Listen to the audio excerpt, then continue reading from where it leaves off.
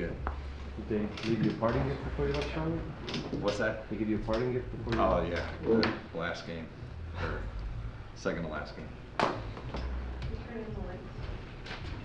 What were your impressions to this team before you got here? Playing against them, just how good they are defensively, obviously, and then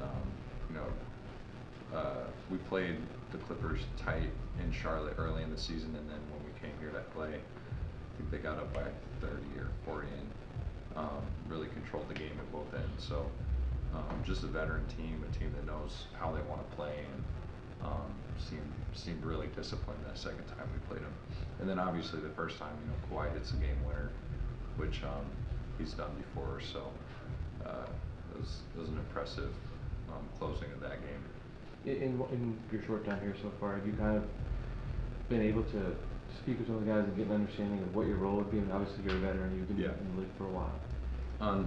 Not necessarily, talking to some people in the front office and on the staff, yes, but this will be the first time on the court with teammates. So, like you said, just getting an understanding for how they want to play and what they want to do.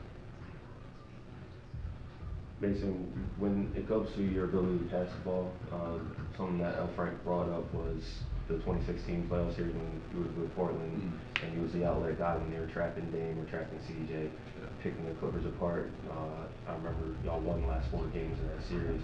How do you feel like your game as a passer has developed even since that advanced point?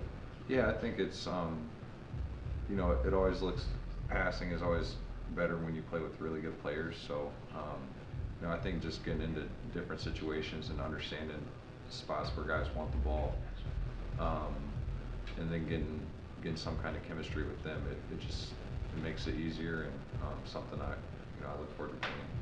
Is there anything that you picked up, like just playing with different guys, that helps that chemistry come along faster? Yeah, I think just talking through things, understanding when a guy wants to back cut, or when he wants to come off a DHO, or if it's matchup dependent, if it's time of game, if it's they're looking to get an easy one to get themselves going. All those things, guys. I think if you can understand how your teammate thinks about the game, it makes you better at setting them up. Like for example, when I played with Terry Rozier, if he came off a couple of DHOs or pin downs and guys were really aggressive to deny him, I knew the next time he was back cutting. So things like that can help. Mason, welcome first of all. Thanks. And I wanted to ask you about Zoo, because he's pretty much been the only traditional big in the rotation for most of this season, and then now with you coming, you guys could be, or project to be, a pretty good tandem. I wanted to ask you just what your impression was of Big Zoo before coming over here. Just someone who's gotten better every year he's been in the league. I remember playing him, I think he was a rookie or second year, and he's just improved. And then, I haven't seen a ton of games this year, but you look and you see like the 30 rebound game, and that's a hell of a thing. So, he's obviously, held it down and done a great job, and, to be able to come in and help him is something I want to do. What were you able to find in that January, early February stretch where you were putting up numbers? Yeah.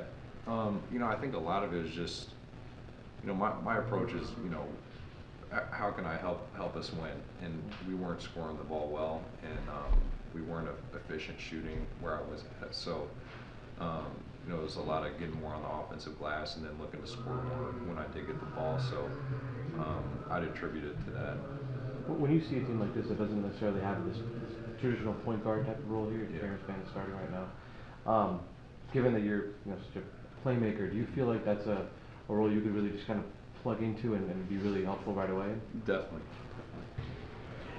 Mason, you mentioned with Terry, you guys kind of had an understanding of like when he would back cut. With other guys, obviously you need to talk to them, but with certain guys that you've been around, is there kind of like an innate ability, like an understanding, even without speaking, of what they're going to do? Yeah, that's kind of why I was speaking to with him, and when you can develop that with guys, it's fun. It can get you 1 or 2 easy buckets a game, and in a 4 or 5 point game, that's significant. So, always looking for ways to get guys easy runs, and it's a good thing. How does that come about though? Like being able to do it without communicating or having much talk? Is it just from watching what they do, or just, you know, how does that process kind of play itself out? I think just experience together, shared experience, I guess, like being in different game situations, practice games. You know, it has to happen a little quicker here, you know, given that we are going through preseason training camp, all that. But you know, the thing about a veteran team or guys who have been in the league for a while, I think hopefully we pick up things quicker. Mason, you've been in the league for a decade now. Where do you feel like, especially as a big, you are most comfortable and at your best defensively, and where are ways where the team's going to need to support you most defensively? Yeah, you know, defensively, I'm never in the 10 years I've never established myself as a premier shot blocker, right? So like to me, being in drops is probably not my best default. You know, I'm capable, I can do it, but you know, I'm most comfortable being up at the level, impacting the ball coming off the screen, switching out on smaller players, and that's something that's maybe unique to other bigs that are traditional bigs in the league. Obviously, you know, I brought up 2016, but 2020 you saw the Clippers too. Yep. More of these guys are here, and you saw how that playoff series went with the Nuggets. And best team in the West is Denver. Like, we're going to see them again in less than 2 weeks. When you think about Nikola and what, you're not going to stop him, but in terms of how to play against a team like that and contain them, what insights do you feel like you have that could help this team? I think you said it. Some guys are so good, you're not going to stop them. But can you make them inefficient? Can you keep them from making their teammates super efficient? I think the one thing with Joker is, you know, he's obviously incredible in his own right, but when he gets his power forward to be 8 for 10 for the game, where he gets his point guard, you know, 3 wide open threes, like that's a dynamic that you have to take away. So. Yeah, that was a really good series, but I look forward to playing them. You know, when you guys, Lauren spoke the other day, talked about getting guys to compliment Kawhi and PG the best. Yep. I guess, how do you compliment Kawhi and PG the best? You know, I look forward to learning that. This will be our first time on the court together today, so you know, just come in listening and trying to understand. Mason, just what's it like?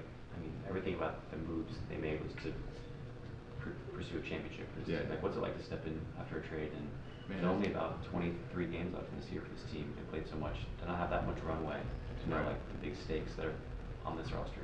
Yeah, it's a privilege, honestly. Like, you don't, you know, I've maybe been on 2 teams where we even talked about championships. So, and that's in 10 years. So to come into this situation it's an opportunity. It's something I don't take for granted. This team has a couple of young bigs on 2 ways with Musa and Moses. As a vet, what are you looking forward to maybe helping those guys with?